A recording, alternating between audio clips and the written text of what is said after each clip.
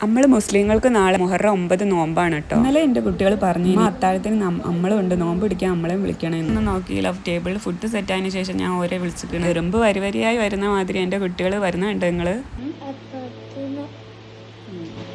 ഫുഡൊക്കെ ഞാൻ എപ്പോഴോ ടേബിൾ മേൽ സെറ്റാക്കി വെച്ചിരിക്കണം കേട്ടോ. നമ്മളപ്പോൾ എല്ലാവരും കൂടി അത്താഴം കഴിച്ചിന്.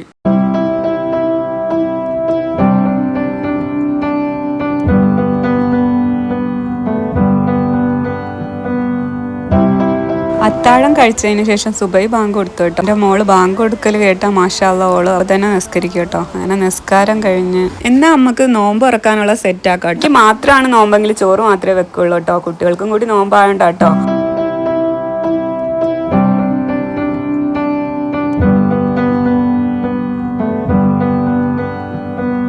ബാങ്ക് കൊടുത്ത് നമ്മൾ നോമ്പും തുറന്ന് നിസ്കാരം കഴിഞ്ഞു കേട്ടോ. അൽഹംദുലില്ലാഹ്.